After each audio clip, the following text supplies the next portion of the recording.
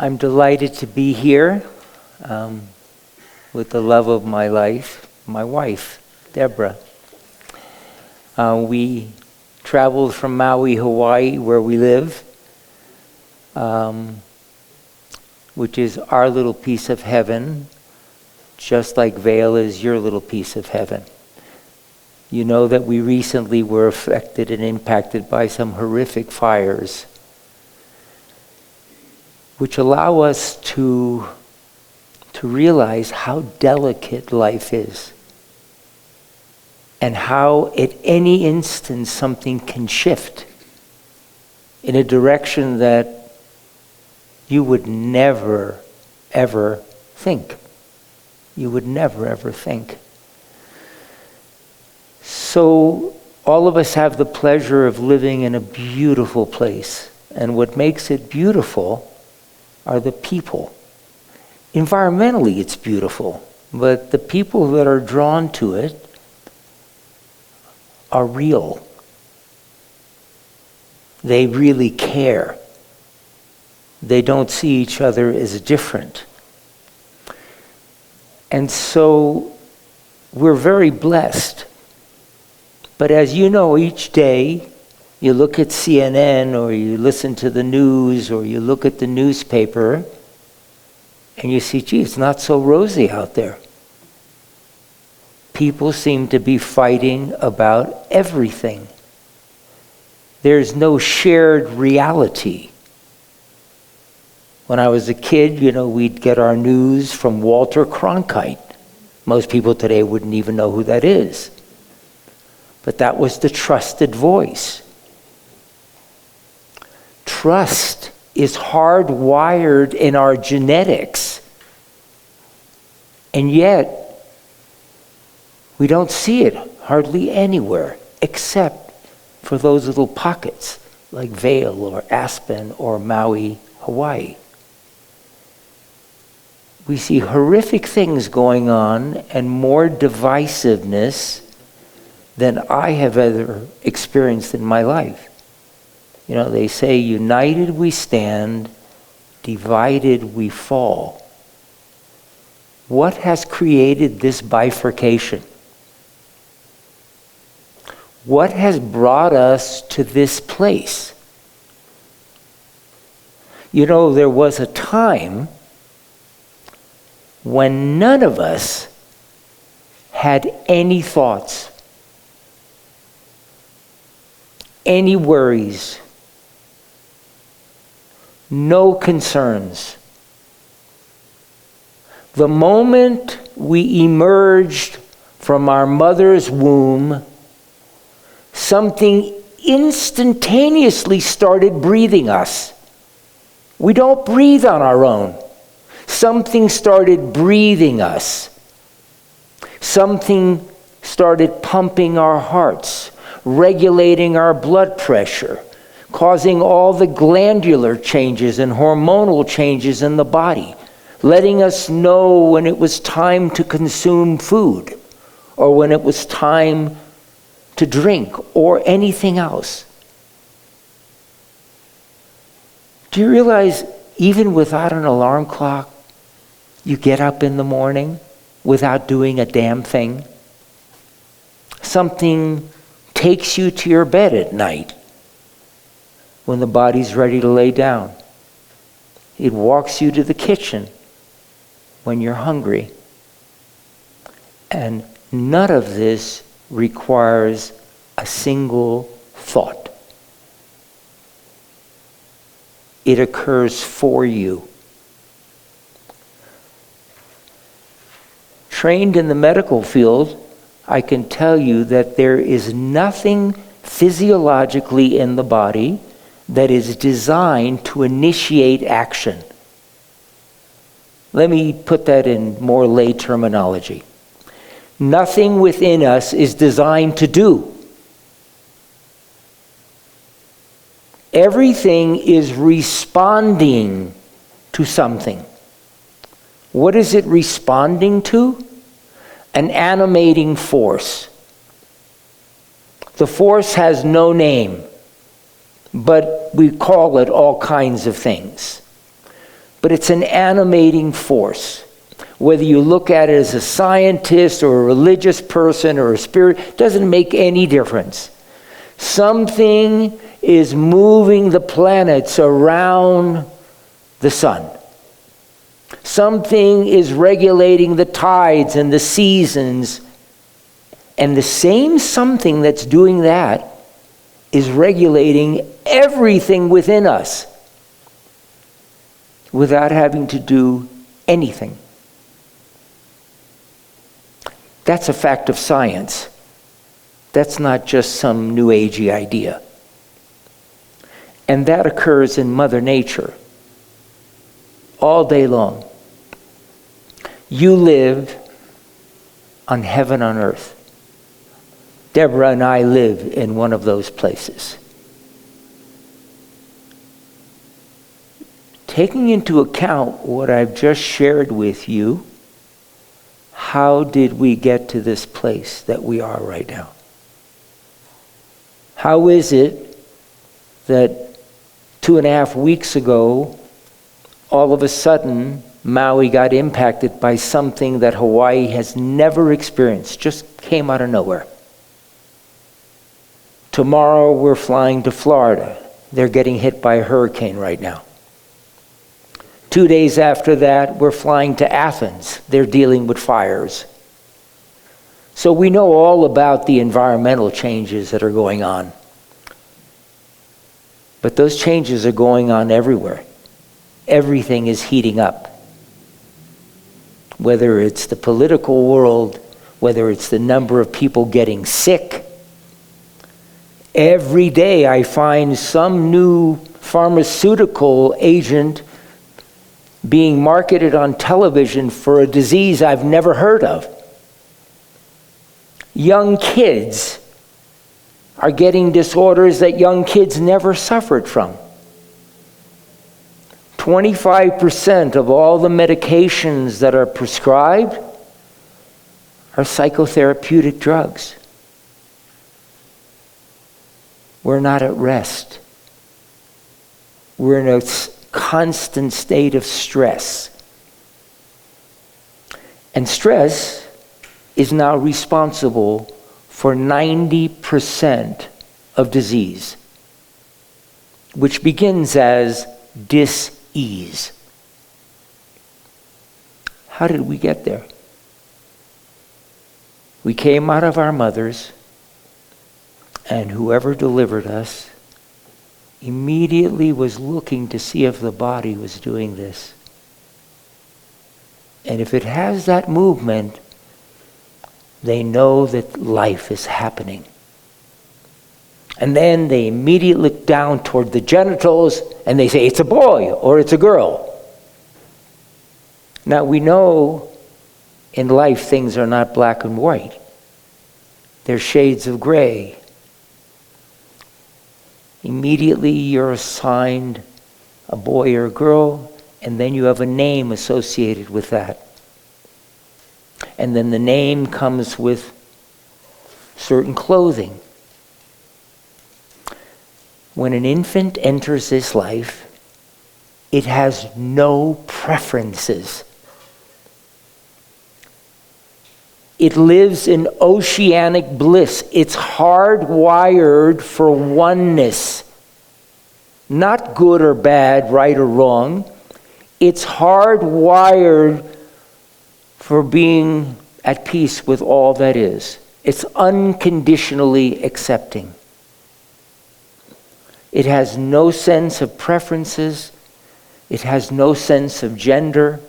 It has no sense of skin coloration. It has no sense of religiosity.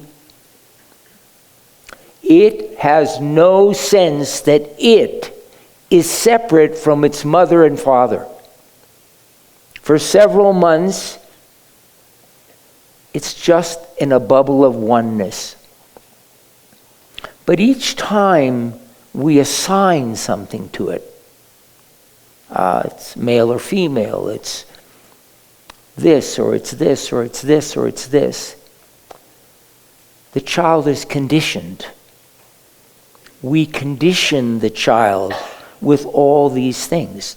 Now, part of that comes through energetically because from one generation to the next, we've been doing this for millions of years. The problem is that conditioning, which is no different than what happened to Pavlov's dogs, who salivated when he rang a bell even though there was no food. We are a bundle of conditioned reflexes. And we think we are the persona created by the conditioning. You know, in the olden days of theater, before they had elaborate costumes, they would have these masks with a little stick, and you'd hold the stick, and the mask was the persona of who you were representing. Persona is the word personality comes from. Oh, they have a lovely personality. Persona comes from the Latin personare, which means to peer through. The essence of one's humanity is not the persona, it's that which is peering through. But because of the conditioning, we go through life thinking, oh, I'm an optometrist, or I'm a dentist, or I'm a plumber, or I'm a man, or I'm a woman, or whatever it is. And if you happen not to fit in the societal rules, life can be very, very difficult, very, very painful, very, very disruptive to your essence. Take a simple example. If infants were not trained in any way, they would all naturally toilet train by themselves, just modeling what they see. But we have some idea that says at a certain age, they got to be toilet trained. So the moment the infant starts to make little sounds or you hear gurgling, you pick it up, you run over to the, you put them on the little porta potty, and you say, now you can make. And essentially, what naturally would occur from them, they have to hold it until they get there. And then I remember as a kid growing up, when my parents wanted to go out on Sunday, go to the bathroom because once your father starts driving, we can't stop. So one end of it is make something happen that isn't ready to happen. And the other end of it is stop something from happening that is ready to happen. Now, if you look at our lives, that's just one simple example of what happens in our life all day long. We're either trying to make something happen or trying to stop something from happening. And that creates an incredible amount of stress. So let me share with you some of the ways that these awarenesses came to me. You know, I was trained in the vision care field. I wore glasses for 9.5 years. I couldn't see without them. I couldn't drive without them. You know, took my glasses off. I could see the big E. And in 1976, I had this profound experience while I was meditating. I won't go through all the details of it. But while my eyes were closed, I was aware of myself sitting in the room that I was sitting in. And I was aware of the room itself. And even though my eyes were closed, everything was as clear as I had ever experienced it. It wasn't just optically clear. When I say it was clear, I mean everything was known. There were no questions or concerns about anything. Now, I don't know how to explain that to you, but I hope you can hear what I can't say. And when I opened up my eyes, my eyesight was clear, which at first was incredibly exciting and then scared the daylights out of me, because this is not supposed to happen. Certainly, they never tell you about that in your medical training because it's not supposed to happen. So, must be impossible. So I drove myself to my office on a Sunday. My glasses were on the seat next to me because my license said I had to wear glasses to drive. I sat in my examination chair, something I never did. I started projecting up all kinds of eye charts that I had never seen before. And I could read 300% better. One line better than 20/20. I couldn't understand it because I wasn't straining or squinting or anything. So I said, well, if this has happened, maybe my prescription has disappeared, even though I have no idea how the hell that could have happened. So I put myself behind that instrument and asked myself those same confusing questions most of you have heard. Which is better, number 1 or number 2? Show me again.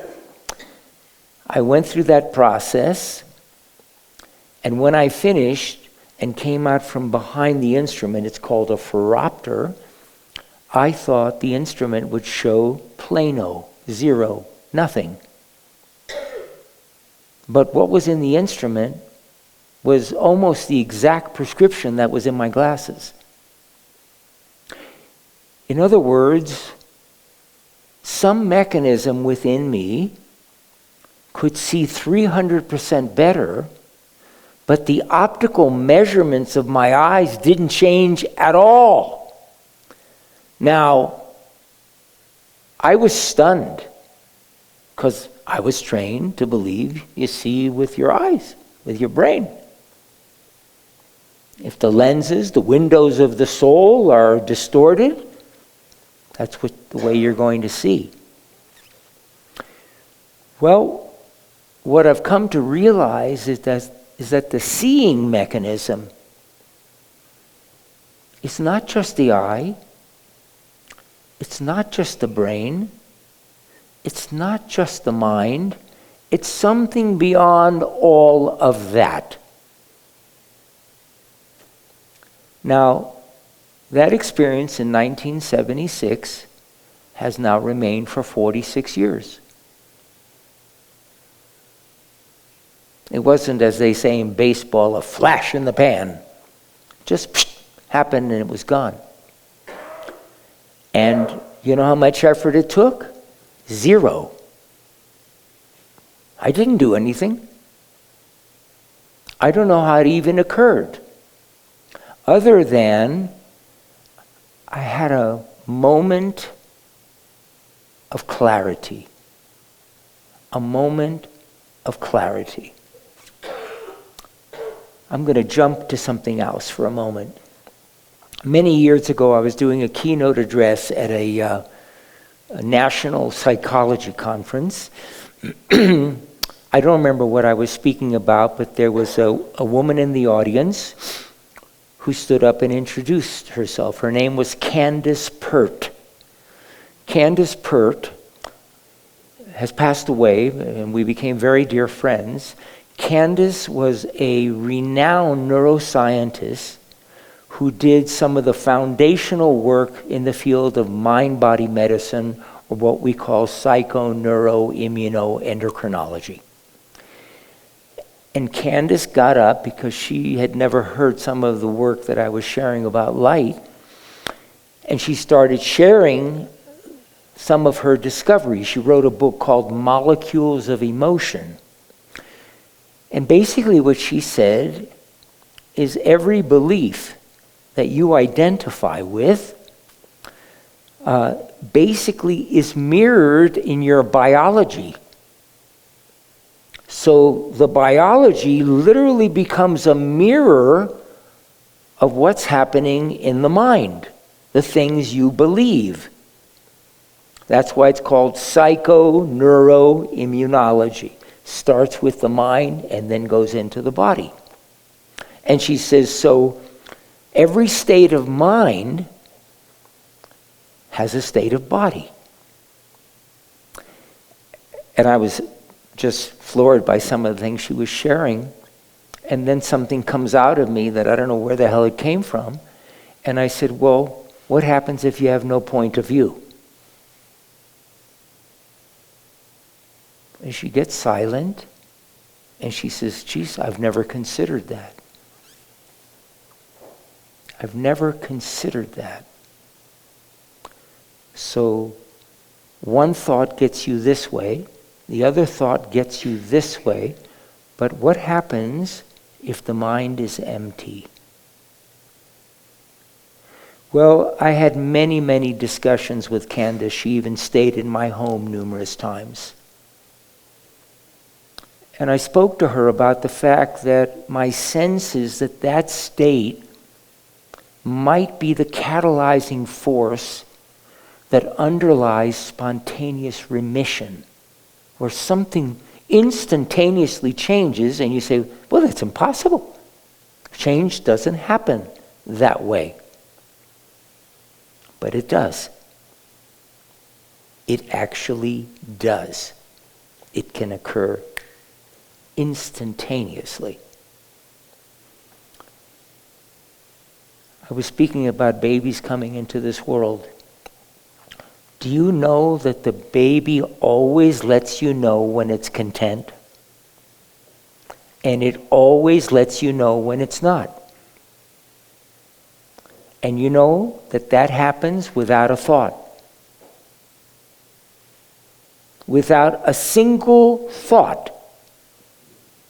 There's a mechanism inside all living things. All living things have a fundamental mechanism that is for the purpose of survival. That mechanism is an internal GPS that knows when to open the door just a little bit, or when not to open the door. And it does it without a single thought. Just look at animals in nature. If you have distance from them, they might just be sleeping. The moment you get within a certain distance from them, an ear goes up. An eye opens up. If you continue coming, every living thing, including plants, have this mechanism. It is common to life. It's called common sense. That's what common sense is. We don't hear that term much anymore. Common sense means the same as genius. Genius isn't someone with a big brain. The original definition of genius is guiding spirit. That's the GPS. That is the aspect of humanity which is a holographic focal point of light. The same light that the Bible says God is light.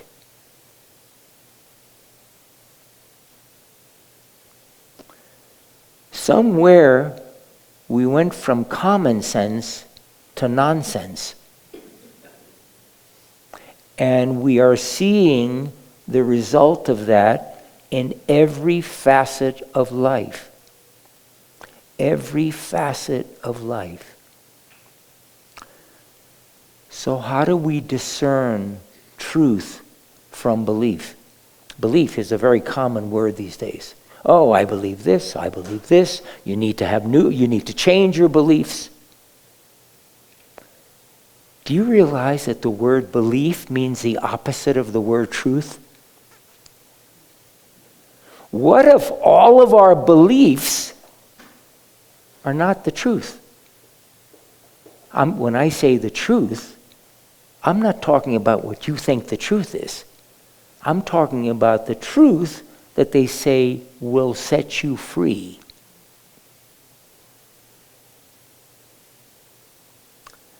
About 1,500 years ago, a great sage named Sengsten wrote a piece called the Sin Sin Ming. This is the first verse. The great way is not difficult for those who have no preferences. When love and hate are both absent, everything is clear and undisguised. Make the slightest distinction, however, and heaven and earth are set infinitely apart. If you wish to see the truth, hold no opinions for or against anything.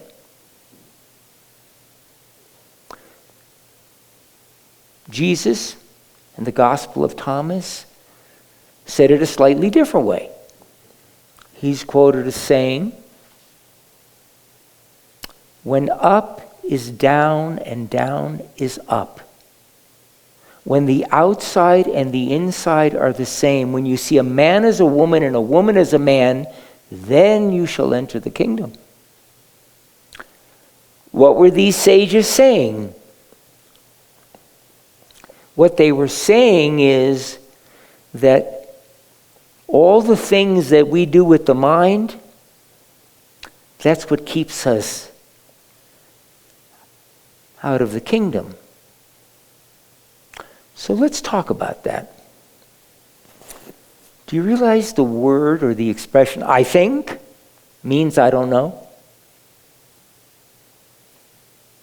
Do you realize that most of the thoughts that occur, that you experience during the day, and there's about 70,000 per person, never ever come true? That's why they say, you're always going to the worst case scenario. The mind, when I was a kid, the expression was the mind was a terrible thing to waste. The mind is incredibly inaccurate. We've all been conditioned to believe that that is what made us more evolved than all the other creatures. I could think. And of course, thinking is a very intellectual word. But you know it's not thinking. It's actually worrying. It's what goes on all the time when we get a little nervous and we want to tweak it to make sure it comes out our way. Notice I didn't prepare a PowerPoint or have notes. How could I possibly know what it is that needs to be shared tonight? I don't have that knowledge. How will I ever know what happens without any effort, which is really the miracle of life, if I'm well prepared for everything? If I've got it down. I've rehearsed it 1,000,000 times. It's like Memorex. Boom. Got it perfectly down.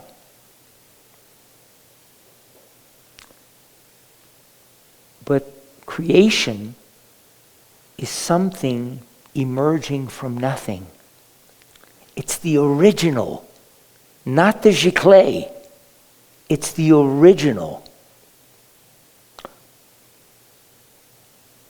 You think you came here tonight to hear something that I might share with you. And what I'm trying to tell you is, I'm having the experience of a lifetime right now because I don't have any idea where any of this is coming from. You just heard how touching that is. That's real magic. It's not sleight of hand or trickery. And most of our interactions during the day are like this. But we think that if we're going to share with more than one person, we have to prepare. We've been trained to do that throughout our life. Oh, you got to try harder. You got to think ahead. Not only is that not accurate, nothing within us is designed for that. Why am I speaking about this? I have a sense that almost every problem on this earth is related to what we're talking about. What could happen if we had a glimpse of truth? What could happen if we, just like the infants we came from, without a thought, knew when we were comfortable and when we weren't? Didn't have to do anything about it. If we're in a situation and there's resonance, something goes, and it just brings you together. You don't have to do anything. And if there's dissonance, it naturally brings you apart without doing anything. Birds of a feather flock together because they share something. It's what we're sharing this evening. So let's just talk about light a second, because this is inseparable from light. Being trained in the vision care field, we are taught nothing about light. Light is just something that enters the eye, and they teach you something about the optics of the eyes. But they tell you nothing about light. Now, you know, light is a very interesting thing. Everyone thinks they know what light is. Oh, that's that stuff outside. But you can't see light. It's totally, it defines invisibility. You cannot magnify it enough to see it. You perceptually experience brightness. You do not see light. So what is light? The Bible, if you look at it from a religious perspective, says that the creative force of this universe, that which is described as all-knowing, all-powerful, and everywhere at the same time, they say that's light. If you look at spiritual texts going back a long distance, consciousness, which very few people have any direct sense of, other than an intellectual understanding, consciousness is light, the light of consciousness. You speak to a physicist, what is the ground of reality? What is the energy from where life emerges? That energy is called light. David Bohm, the renowned theoretical quantum physicist, said all matter is frozen light. Everything you perceive as solid is just alchemized energy, something that is formless that you experience as form. Light in solidified form is a plant that you consume. Light interacts with the eyes in a very unique way. We've been trained to believe that the eye is meant for looking. It's meant for noticing. What is it noticing? It's noticing what catches the eye. That expression, oh, it caught my eye. What's the it? The it is light. Now, if light, which is equated with consciousness, the ground of reality, or God, catches our eye, that's an important something catching our eye. Why is it doing that? Because the moment it catches the eye reflexively moves without a thought, without an action. It's a reflex, just like your knee getting hit. The eye moves toward that which has caught it, which has called it. The body then realigns itself. That moment, the connection where life is calling us, when that moment occurs, That's called presence. Presence is not someone being present. Presence occurs involuntarily. It's something moving us towards the light that is illuminating our journey, catches our eye. Why does it catch our eye? Because it's taking us to the next step of life that's our journey. It's literally guiding us. And it doesn't just do that in terms of vision. When light catches the eye and the two eyes immediately move toward the light, that movement of the eyes, which is called aiming or convergence, that sets the whole foundation for being present with something. It suppresses external noise so one can attend. Attend. And you don't have to pay for this attention. And you're not in tension. It's effortless. It's effortless. And the moment the eyes converge to that which is calling it, simultaneously everything becomes clear. Focusing. But it's not about focusing. It's about clarity. What is clarity? I see. That doesn't mean I can read the eye chart. It means I know. Everything becomes clear. Without thought, it becomes clear by itself.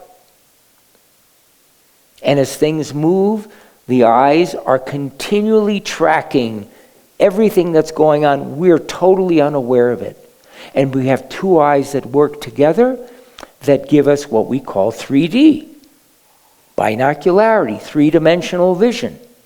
What is it really doing? It allows us to look deeply into things. So that's just one piece of it.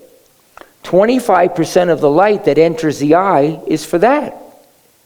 The other 75% go to the portions of the brain that control all your life-sustaining functions. They go to a site in the brain where the biological clock. Now, every cell in your body, and there might be as many as 90 or 100 trillion cells, each one of them has a little iPhone watch. And that watch is synchronized with things in nature. And continually those trillions of watches are sending their information to this grandfather clock within the hypothalamus, the brain's brain, the CEO of the system. And this grandfather clock then synchronizes, works with a little gland, an organ called the pineal. The pineal, which was termed the seat of the soul or the sphincter of thought, that basically takes this information from the body's biological clock, which is inseparable from Mother Nature, shares it with every cell in the body simultaneously, so that that cell can orchestrate its internal function and then synchronize itself with Mother Nature. In other words, the purpose of light traveling through the eyes is primarily to naturally bring us into harmony with life. You don't have to go to a workshop. We're designed for this. It happens free of charge. 98% of the light that impinges the body enters via the eyes, 2% via the skin. What does the portion that touches the skin do? When light interacts with the engine of each of our cells, the mitochondria, it jumpstarts the mitochondria to create energy for cellular function, metabolism, cellular repair, all the things you need to function. Most diseases are due to mitochondrial deficiency. Why? Other than in Vail and Maui and Aspen and maybe a couple of other choice places in the world, where people love to be outside walking their dogs or whatever. The rest of the world's living inside. We've become an indoor culture. We're suffering from mal-illumination, like malnutrition. The major diseases today, heart disease, cancer, obesity, diabetes, osteoporosis, and Alzheimer's, are all related to vitamin D deficiency. Why? We're not in the sunshine. Just common sense. So light is inseparable from life. But we have a clock I mentioned, and you've heard the term circadian rhythms. It means that the body's clock is synchronized with Mother Nature. Now, why would it be that way? You've all traveled, you've experienced jet lag. You know what that feels like. You're traveling from Maui to Vail, and all of a sudden you notice that you're eating at times you normally would never eat. You're going to the bathroom at times you would never go. You feel out of sort. Now it takes days for the adjustment to occur. Most people are suffering from jet lag, but they've not gotten close to an airport because they're living life according to ideas. That's called normal. Totally unnatural. Totally unnatural. Now, let me share with you something really important about light. In the 1600s, a world-renowned mathematician named Pierre de Fermat saw something really interesting. He was noticing what happens when light is moving from one point to the other. And he noticed that light always takes the fastest route to get there. If it has to go here and it can go this way or this way, it always knows exactly what the fastest route is and gets there in the shortest period of time. What Fermat noticed, which is really incredible, is that human beings intuitively follow the same principle of shortest time.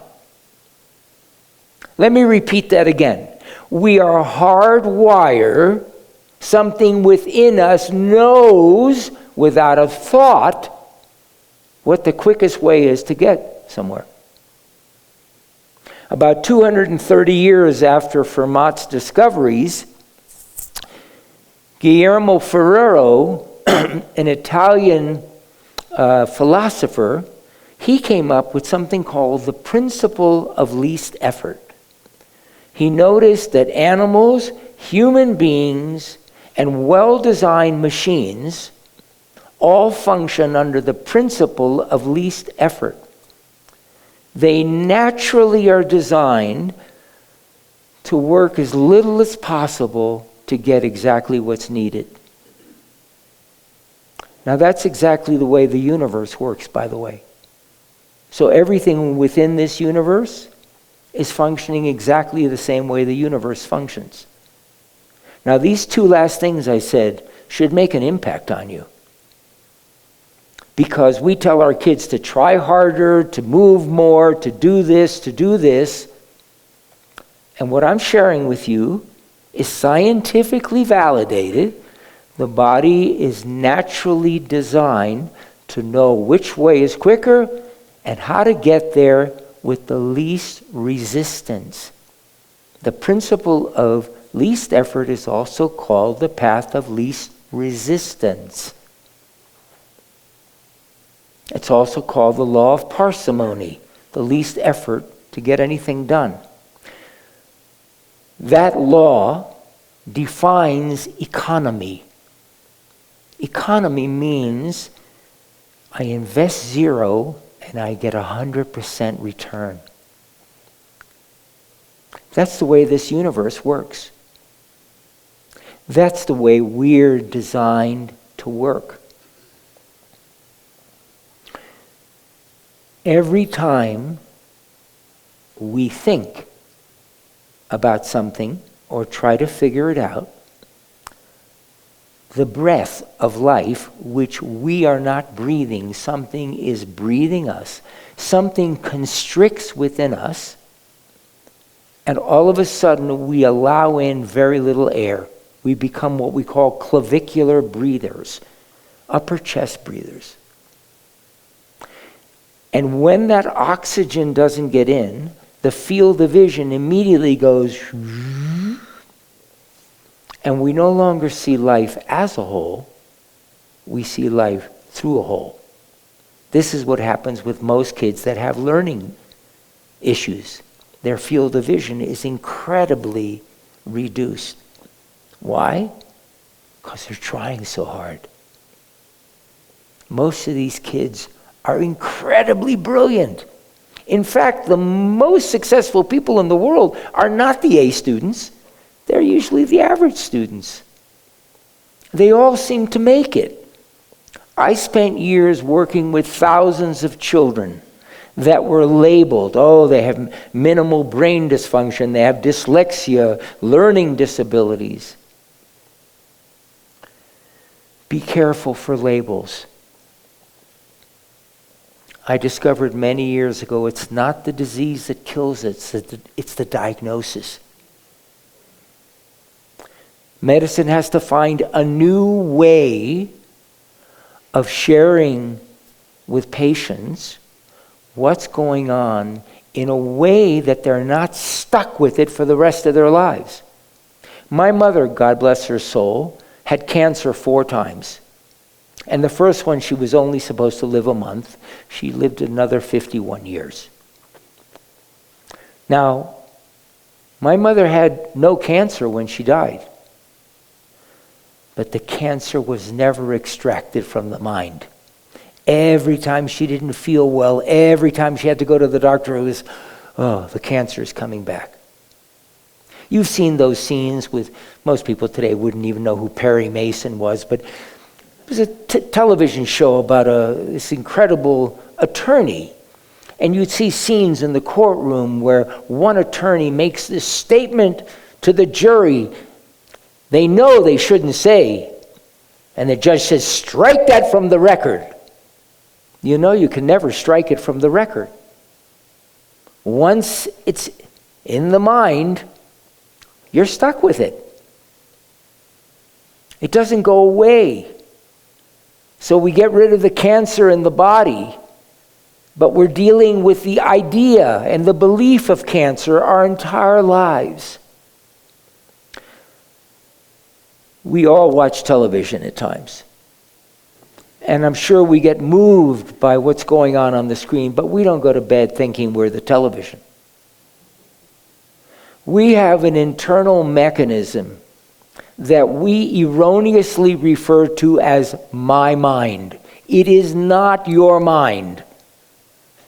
It is an archive of the conditioning that has occurred not only in our lives, but with our ancestors, and all the compensations that we develop to deal with the conditioning.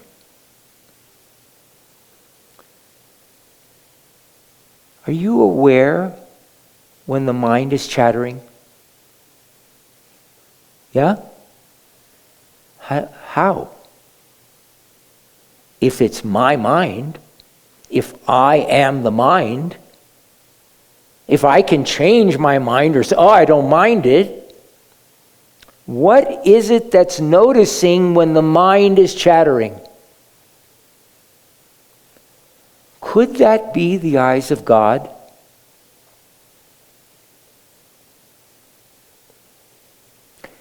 That is the experience I had in 1976.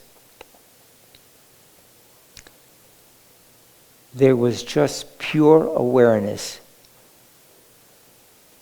The mechanism, whatever that is aware of everything externally, every somatic sensation we have, and what's happening in this thing called mind, which I'm going to take a moment to explain to you what that is. That is pure awareness, what people call consciousness. Except they say, oh, you really need to develop your consciousness. Consciousness or awareness is not a personal item. It's not my consciousness and your consciousness. It's the ocean from where everything arises. It's shared.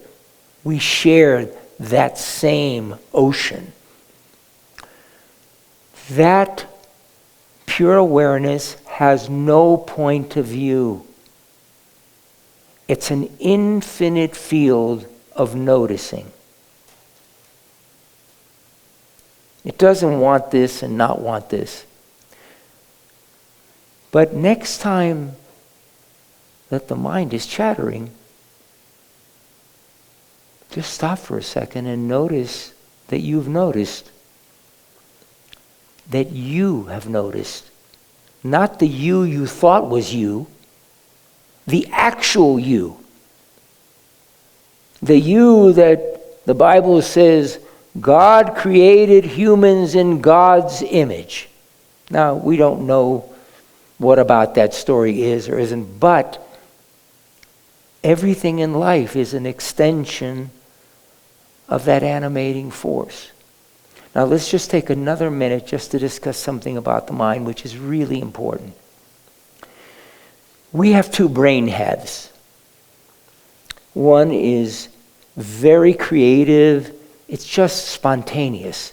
It's what's happening for me this evening. And then we have a left hemisphere.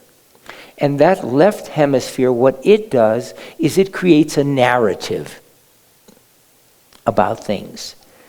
There was a very famous neuroscientist named Michael Gazzaniga.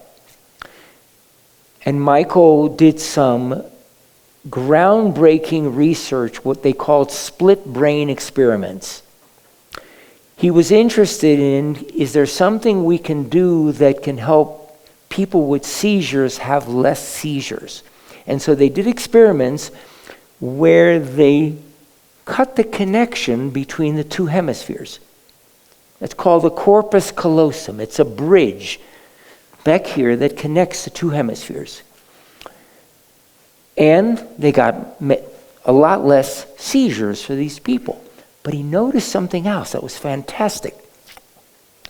If he asked a question that was directed just to one hemisphere, disconnected from the other, the right hemisphere, if you said, stand up and walk, the person would stand up and just walk. A little while later, you ask the same person's left hemisphere, what did you do? I went to the store and got some milk. What they notice consistently is that the right hemisphere just responds to life directly, and the left hemisphere makes up a narrative, which most of the time is inaccurate. That narrative is probably the chatter that you hear, that you're aware of. That narrative is what we've been trained to believe is us. That's me. That's the pilot. That's the one driving the train, makes the decisions, and based on the decisions, I move this way. If you're an athlete, you know that if you try to make a choice in the midst of action, you're in trouble. It's all happening without you. It's all happening without you. So I want to leave you with something. Life is not what you think. Thank you so much.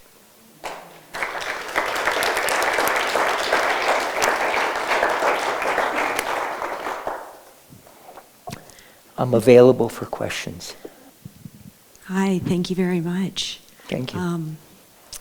So if right hemisphere is analytical...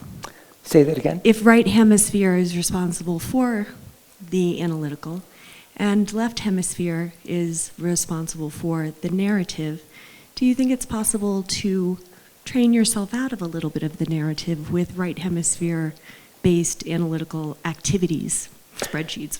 So the question had to do with, can you train yourself so some of these things with the brain are not happening in that way? You don't have to train anything. It's very simple, but it's not easy. Awareness is curative. What do I mean by that? When you see something in a way you've never seen it before, it literally begins to rewire your brain instantaneously. Instantaneously. It doesn't take time. It can occur instantaneously. So what's the shift I'm talking about? It's the discovery that I'm not who I thought I was. You see, we're all suffering from a case of mistaken identity. We've been led to believe that we're that chattering voice. That I'm the persona. It's not true. You are the indescribable essence that is aware of all that is. And that is what's noticing this activity that you mentioned has to do with the hemispheres. Rather than looking for a technique, because techniques don't work. Techniques are like diets.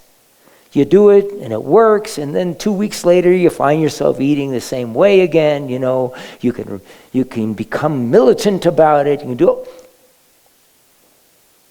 Unless it's natural for you, you don't naturally do it. You don't naturally do it. You know, we're led to believe that we can do anything and we're going to change and do all these things. I look at photographs of myself in first grade. I'm exactly the same person right now. I'm the same sensitive little guy. Yes, I have less hair. I have this, you know. These things occur on the outside. But the essential me has always been exactly the same. When I was 11 years old, I was selling papers in Miami, Florida. I used to go after school, home, get a snack, and then go to the corner where I used to sell papers and make a penny on a paper. Nobody would have such a job today, but I got there early one day because I didn't have time to go home, so I drove straight down, I rode my bicycle straight down to 27th Avenue and Carl Way in Miami. The papers hadn't arrived, but I was hungry. And what caught my eye was Saunders Hardware Store across the street. I walked into Saunders Hardware Store. I knew exactly where the Mars bars were. I grabbed a chocolate bar, I stuck it in my pocket, and I started walking out. And all of a sudden, I hear that familiar voice inside the head. Nobody saw you. And immediately, something stops me in my tracks. And there's a realization. There was no sound. There was a realization, I saw me. I saw me. So that narrative that said, you can get away with it, nobody saw you. And then there's this other thing that misses nothing. That is the essential you. That is not the aspect that we have been conditioned to become that says, I like this, but I don't like this. I'll put up with this, but I won't put up with this. I like red, but I hate blue. That's called duality. Duality. That's like driving on the sidewalk or driving in the middle of the road on the center line. Non-duality is what you have to do to survive at life. Not to become successful as a doctor or a businessman, but to become successful at living. Keep your car in the center of the lane. That's called non-duality. So truth is what is seen from that place, what is directly experienced. What is it? People say, well, what is someone to believe? You hear this, you hear this. The only thing you know for sure is what you have a direct experience of. When I went to school, they would say, she knows it by heart. What you know by heart, that's truth. What someone else shares with you, you can entertain all that. But most people, they take that, which is not their experience at all, and is probably not the experience of the person who shared it either, and then just keeps passing it on. And we have all kinds of theories we have going on these days. Keep in mind, a theory, even a scientific theory, is something that's continually evolving. It's just a different kind of idea. But the idea, don't bank your life on it. Don't bank your life on it. Trust that internal GPS. Anyone else? Yes. Thanks. Can you tell us a little bit more about when you were meditating and the idea of having no thoughts? Well,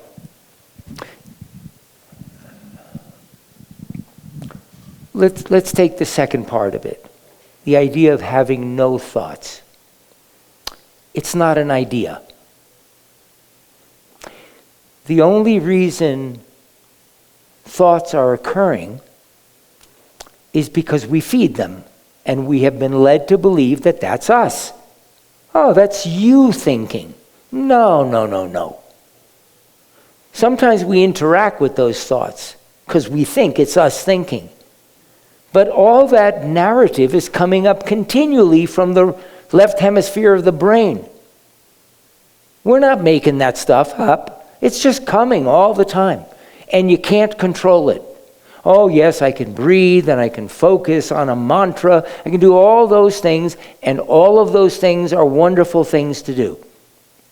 Meditation, all these things are good. But the purpose of meditation is not to quiet the mind.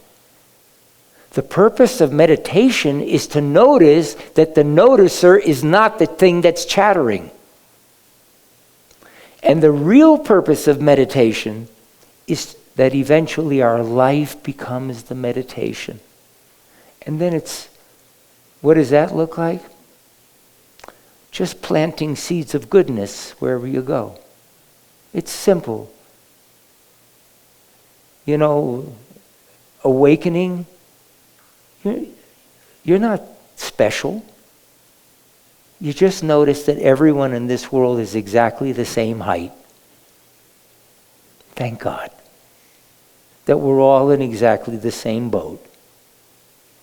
None of us leave this earth without feeling the loss of many people, or having our hearts broken, or losing our parents, or God forbid a child, or getting diagnosed with something you didn't expect. No one leaves this earth without that. We share that. We're all in the same boat. Thank God we're all in the same boat. We don't have to do this alone. So, as we begin to recognize that we are not the thinker of the thoughts, we are that which is noticing the process going on. And we got to stop calling it thinking. That's antics with semantics. That's like calling death insurance life insurance, or illness care health care. It's just trickery. Almost everything that goes on there, you see, what happens, and you've been seeing it for the last hour. I came here empty-handed. I met several of you at the door. Each of you shared something. You didn't know it and I didn't know it. but you were actually providing me the curriculum or whatever it was that needed to be shared tonight. One person was talking about playing golf, and the boyfriend gave her advice, even though we know that we learn from going through the experience. And someone else was saying, well, how did you come to this awareness? And someone else was talking about efforting. And all of a sudden, the evening created itself. I don't know how the hell it happened. But you see, that's the magic. That's the magic. That's what causes the sparkle in an infant's eye.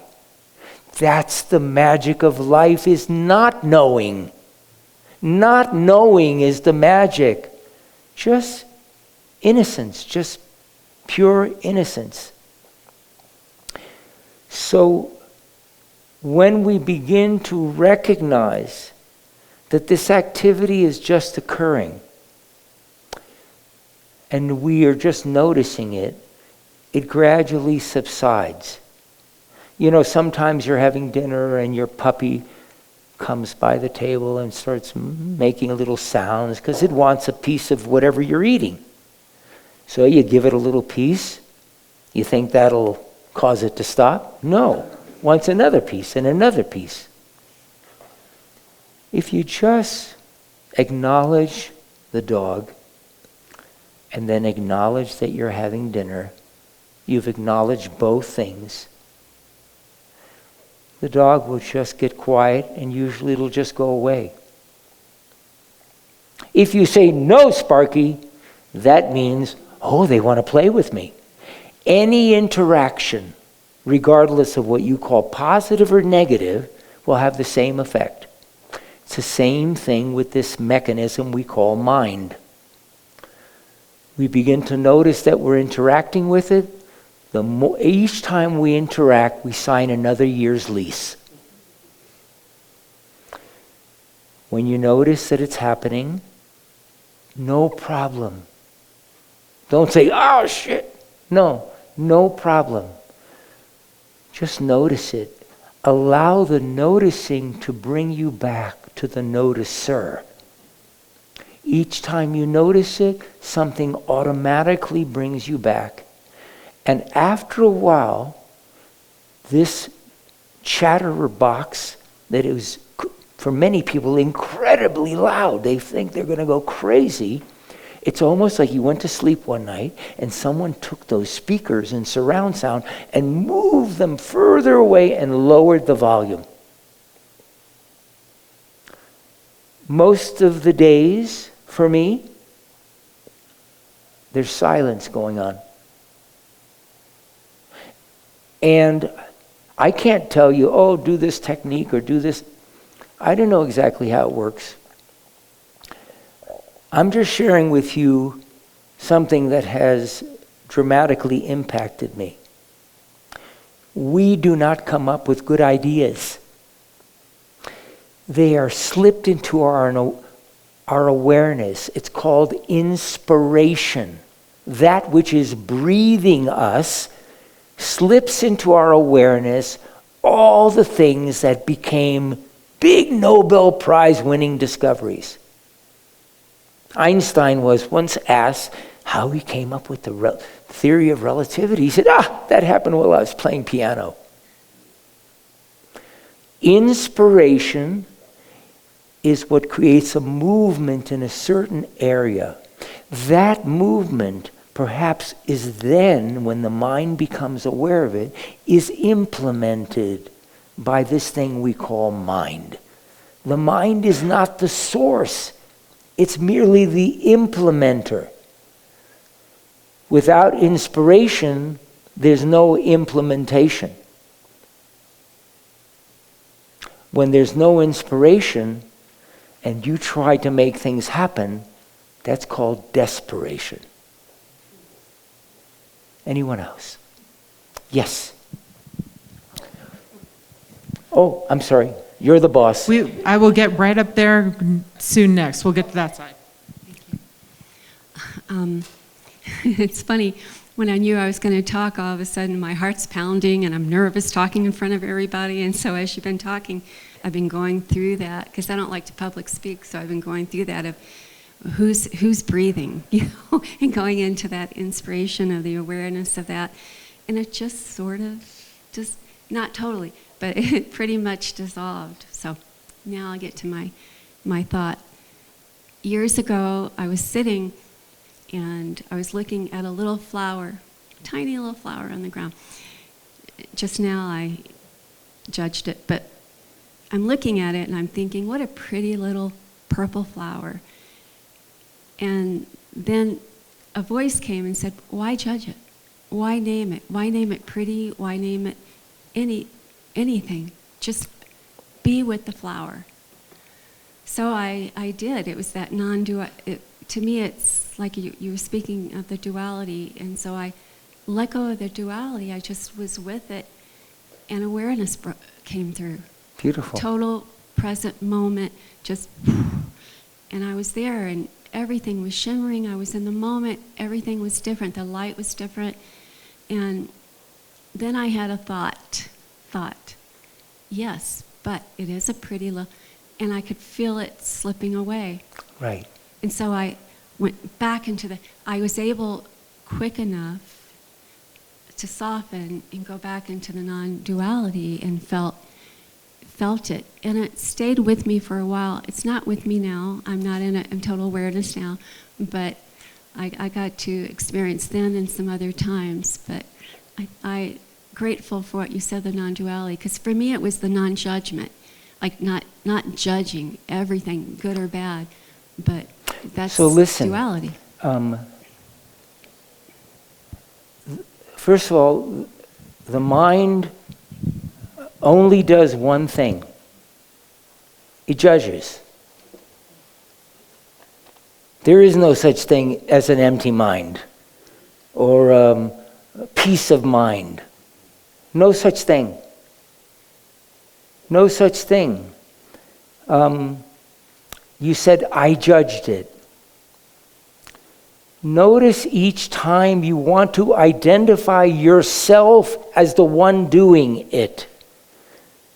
This activity has been conditioned into us for millions of years. Okay? It's not you. You're the noticer that the mind is very critical with things. That's fine. If you can just notice it, it will start to quiet by itself. Don't do anything. Just notice it. The noticing is what causes it to shift. Yeah. Well, thank you. This is great. Thank you. I do have a question about, you had mentioned that we see in 3D, right and left eye. And yet today, so many people are looking at their life in 2D on screens. Right. I bet even while you've been talking, people Right. have been looking at their phones. And I noticed, because I'm doing research in this area, that there's something about 3D that's very important. Absolutely critical. And I guess an example that I'd like everyone to think about, you could look at a picture of the stars, but then you could walk outside Right. and see the stars, Right. and what happens to your mind, Right. one versus the other, though you're looking at probably the same brightness. Our neurology is designed for three-dimensional vision as a starting point. Not as an end point, as a starting point. So anytime you have something that blocks your vision, whether it's a small room, you know how sometimes you sort of get uncomfortable in an elevator that's because the three-dimensionality has been reduced to 2 dimensions. Our children experience that in school every time they have to read. But most reading is on a computer today. The moment that you block the eyes from having 3-dimensionality, you create physiological stress. The stress reaction everyone speaks about, that Hans Selye spoke about, that is what occurs the moment we have any visual confinement. A book, a computer, a cubicle, a windowless classroom. That creates a classical stress response. What is the effect of that? Myopia, nearsightedness. Hardly anyone is born nearsighted. It only develops under two conditions: when vision is confined or when there's a lack of light. Those are the two primary factors: light deficiency and visual confinement. So very important, if you're working at a computer, have a window behind you, something where the eyes can escape.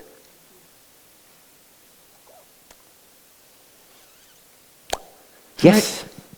So we have time for just a couple more questions. Sure we do. I'll be here as long as you like. Hi, thanks for being here. So, speaking of awareness, would you say that awareness is innate and it's more of a something that we can practice allowing, and I'm paraphrasing some of the word you used here, letting the light to it so that we can allow awareness to hold our experiences? Thinking, being, doing as we go throughout our life. Awareness is natural. It's there. It's hardwired. You see, we are pure awareness. That is what we in actuality are. I remember when the night my mother died, I was basically dealing with the morphine and all the things that one does at the end of life. And my sister and Eva and I had been up for about 7 days. And, we were just really out of it. And then I sensed after this occurred that my mother sort of cast the spell that all mothers do to protect their children, which is, I'll put them to sleep for a couple of minutes while I escape. And my sister and I both fell asleep, literally, probably at the same instance. And when I opened my eyes, I noticed that I had fallen asleep because the clock, which was on the wall, was just 5 minutes difference. I looked over at the bed, and I was shocked because the person laying in the bed was not my mother. I said, Eva, does that look like Mom to you? Not at all. And all of a sudden I realized that the person that was my mother was not that physical machine. It was the awareness that you speak of. It was what was animating the body, not the body itself. So awareness is hardwired. It's what causes an infant to respond to a loving gaze with a big smile and so on. Or when they have a little gas, to make a sound to let you know that they're uncomfortable. There is never an intermediary between experience and response. It all is one flow. The infant isn't doing anything, thinking about anything. What's there is pure awareness. And that pure awareness is 100% accurate. It has to be. Our life depends on it. When a deer all of a sudden senses danger, it doesn't say, how did I create this reality? Maybe I need to change my belief structure. No. It's gone. There's no thinking about it. It's gone. If whatever is there is in no way going to harm it, The deer is in peace. But the instant it gets a sense, it's gone. That sense is the common sense that I mentioned to you. It's common to all living things. And that common sense is unbelievably accurate. And you can call it your intuition or your gut feeling or whatever. It's not actually a feeling. What it is that every cell in the body is continually receiving signals of light. And keep in mind, light is formless. It's not a thing. Okay?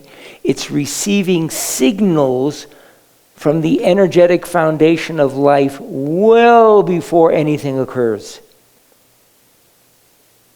You know, if you look at animals in the wild, as summer is moving toward fall, the creature's hair is getting thicker, their physiology is adjusting so that the bear goes to sleep.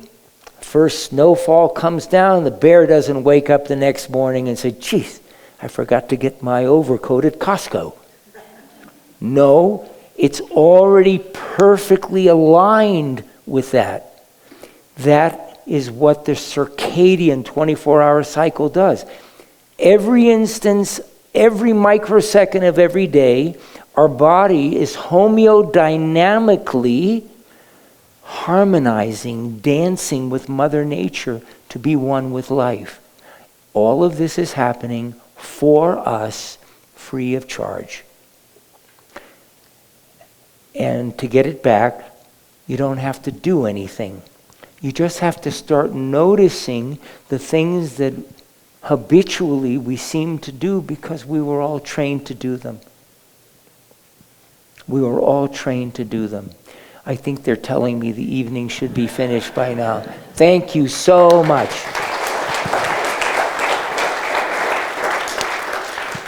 Thank you so much, Dr. Jacob Lieberman. It was wonderful. One more round of applause for you. Thank you.